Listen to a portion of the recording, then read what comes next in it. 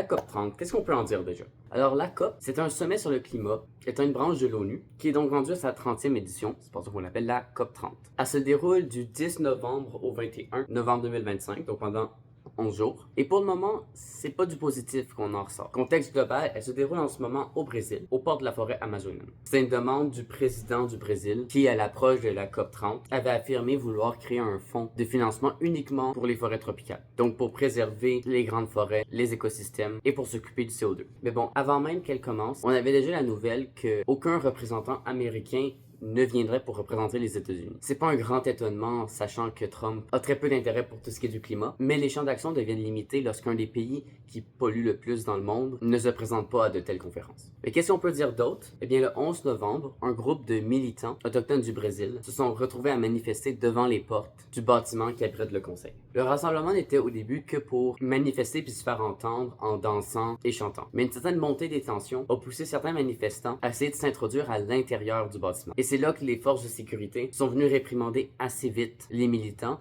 et ce qui a encore augmenté les tensions et qui a mené à des altercations entre les deux. La conséquence, plusieurs blessés autant des côtés des forces de l'ordre que des militants, mais un certain message passé par ces militants. En effet, pourquoi est-ce qu'ils manifestaient? Pour faire entendre leur voix par rapport au sujet. En effet, cette rencontre de la COP30, comme la majorité, se déroule entre chefs d'État ou représentants d'État. Et plusieurs groupes autochtones de la forêt amazonienne ou du Brésil ne sont pas d'accord du fait que les gouvernements puissent prendre des décisions sans consulter ou prendre l'avis des populations concernées. Ils souhaitent entre autres défendre leurs terres, leurs rivières et de réellement proposer des solutions dans le plus immédiat possible, critiquant au passage une discussion interminable et souvent sans aboutissement concret de mesures dans les temps rapides. Donc voilà, ça fait pas la meilleure publicité pour la COP30 cette année. Je pourrais vous tenir au courant quand elle finira, quel sera le compte rendu ou les décisions qu'on pourra voir arriver suite à celle-ci. Mais d'ici là, abonnez-vous, likez, retrouvez-moi sur Instagram et YouTube et à bientôt.